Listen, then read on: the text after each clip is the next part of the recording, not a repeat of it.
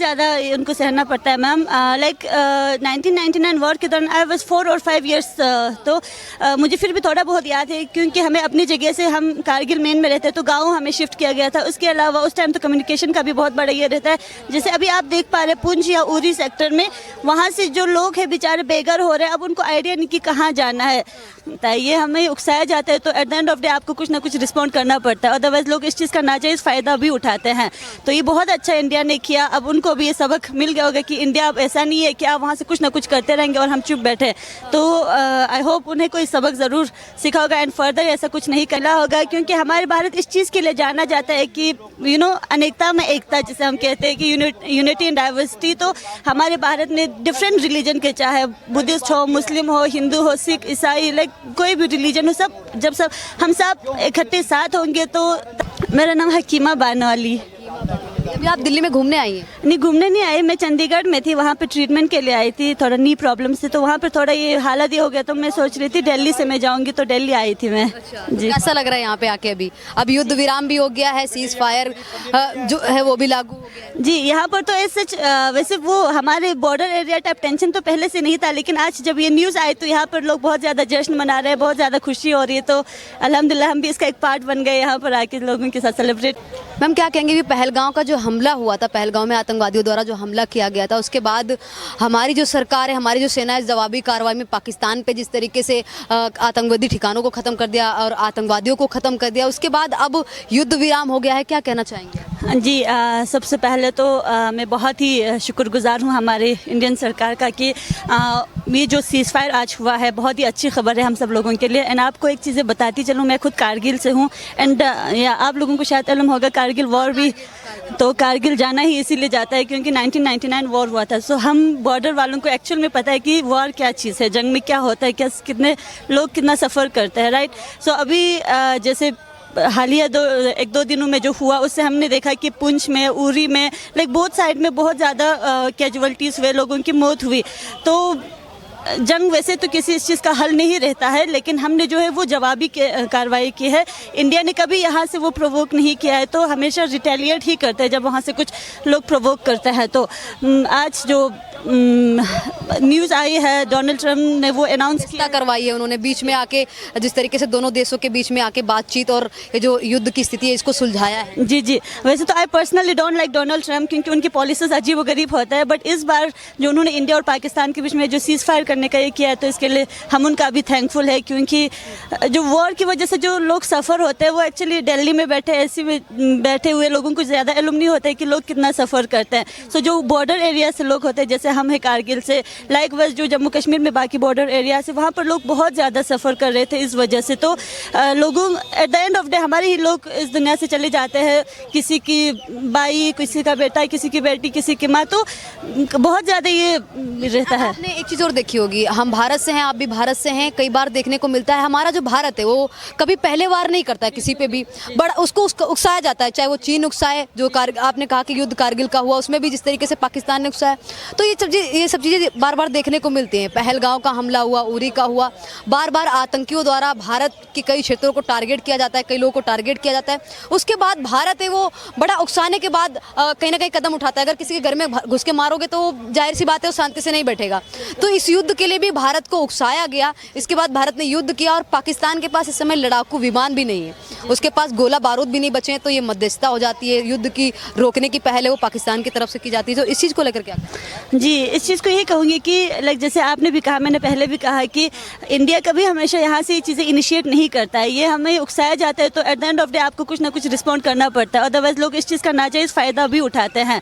तो ये बहुत अच्छा इंडिया ने किया। अब उनको भी ये सबक मिल गया होगा कि इंडिया अब ऐसा नहीं है कि आप वहाँ से कुछ ना कुछ करते रहेंगे और हम चुप बैठे।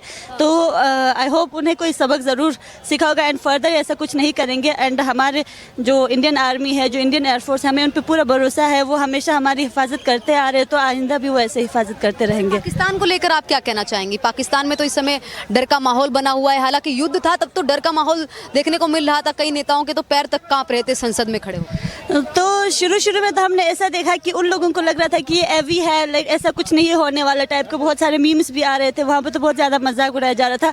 अब जब सच में हुआ तो उनको इस चीज़ का आई होप अंदाज़ा हुआ होगा कि ये सब कुछ मजाक में नहीं चल रहा था, कि that we were very concern about our citizens, that's why हमने ये स्टेप लिया है। तो आई होप उन्होंने कुछ सबक ज़रूर सीखा होगा इस चीज़ से। अच्छा, एक महिला होने के नाते आपसे ये पूछूंगी कि हमारी जो 2 महिलाएं थी जो सेना में थी, उनकी पूरी भारत में सराहना हो रही है, लोग सोशल मीडिया पे भी कमेंट में अच्छी अच्छी बातें लिख रहे हैं कि इसमें हिंदू मुस्लिम की जो एकता देखने को मिली है, सोफिया खुरेशी हो गई, वोमिका सिंह हो गई, तो इन 2 महिलाओं को आप किस नज़रिए से देखते हैं, क्या कहना चाहेंगे? जी माशाल्लाह, जिस दिन उन्होंने जो प्रेस कॉन्फ्रेंस दी एंड हम खुद भी बीइंग ए लेडी और उनको इस तरह से सामने आके इन ऐसे लाइक टेंशन वाली सिचुएशन में वो प्रेस कॉन्फ्रेंस दे रहे, पूरे देश को वो लीड कर रहे थे, तो बहुत ज़्यादा अच्छा लगा। एंड हमारी महिलाओं को इस तरह आगे आना चाहिए ऐसे फील्ड्स में। और लाइक जो लोगों को लगता है कि हमारे पेट्रियार्कल सोसाइटी है या हम लड़कियों को ज़्यादा वो आगे ये करने नहीं देते हैं टाइप, जो लोग सोचते हैं, अब उनका शायद ये नज़रिया भी चेंज हो जाएगा इन दोनों को देखने के बाद। और माशाल्लाह मुझे बहुत ज़्यादा पर्सनली बहुत ज़्यादा खुशी हुई इन दोनों को देख के, जो इस तरह से लीड कर रही थी हमारे इस मिशन को। अच्छा, एक चीज़ आपने देखी होगी, पहलगांव में जो आतंकी हमला हुआ, इसमें एक चीज़ सबसे ज़्यादा हाईलाइट हुई, वो थी धर्म को लेकर। आतंकवादियों ने उनका धर्म पूछा, जो भी व्यक्ति हिंदू निकला उसको गोलियों से भून दिया। कहीं ना कहीं आतंकवादी और कहा जाए पाकिस्तान वो ये बताना चाहता था कि किस तरीके से हिंदू मुस्लिम के रूप में भारत को बांटा जा सकता है, आपस में भिड़ाया जा सकता है। तो इसको लेकर आप क्या कहना चाहेंगे? क्या अब जवाब मिल गया है पाकिस्तान को कि यहाँ पे आप जितना भी बांटने की कोशिश करेंगे आप बांट नहीं सकते?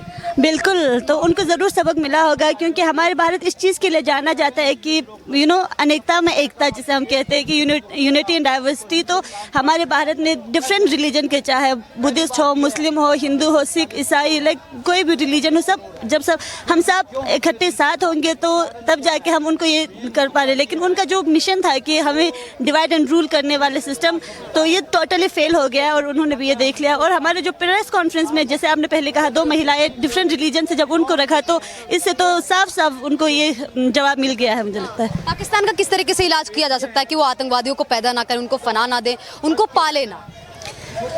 खैर, ये एक बेसिक वेरी कॉमन चीज़ है।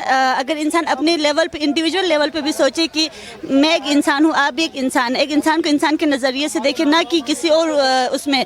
और जो लोग भी इन चीज़ों को करते हैं उनका पर्सनल उसमें इंटरेस्ट होता है, जैसे पाकिस्तान का हो या कोई भी अगर हिंदू मुस्लिम करके या किसी भी रिलीजन में डिवीजन लाना चाहे, तो वो उनके अपने पर्सनल इंटरेस्ट में होता है, किसी को उससे कुछ फ़ायदा नहीं मिल रहा होता है, वो खुद अपने के लिए ये सब करते हैं ताकि उनका वो बिजनेस चलता रहे। तो यही कहूँगी कि इन चीज़ों से बाहर आए, थोड़ा अपने कॉमन सेंस का इस्तेमाल करें, फिर आपको रियलाइज़ होगा कि दुनिया कुछ दिन की ही है, सब अमन से अच्छे से भाईचारे से रहेंगे तो अच्छा रहेगा। अच्छा, आपने कहा कि आप कारगिल में रहती हैं, कारगिल के युद्ध को आपने शायद करीब से नहीं देखा होगा क्योंकि उस समय शायद आप बहुत छोटी हों, लेकिन इस बारे में आपके आसपास चर्चा होती होगी। तो बॉर्डर पे जो गांव रहते हैं, जो क्षेत्र रहते हैं, उनको युद्ध के दौरान किन किन परेशानियों का सामना करना पड़ता है? अभी भी कई जो क्षेत्र हैं जम्मू के इधर साइड, जितने भी बॉर्डर पे पड़ते हैं क्षेत्र, उनको भी इस टाइम पे कई जो लोग हैं वो मारे गए, मासूम लोग मारे जा रहे हैं, तो इनको क्या परेशानियों का सामना करना? परेशानियाँ तो बहुत ज़्यादा उनको सहना पड़ता है मैम। लाइक 1999 वॉर के दौरान आई वाज 4 और 5 ईयर्स, तो मुझे फिर भी थोड़ा बहुत याद है, क्योंकि हमें अपनी जगह से, हम कारगिल मेन में रहते हैं तो गाँव हमें शिफ्ट किया गया था। उसके अलावा उस टाइम तो कम्युनिकेशन का भी बहुत बड़ा ये रहता है। जैसे अभी आप देख पा रहे हैं पुंछ या उरी सेक्टर में, वहाँ से जो लोग हैं बेचारे बेघर हो रहे हैं, अब उनको आइडिया नहीं कि कहाँ जाना है।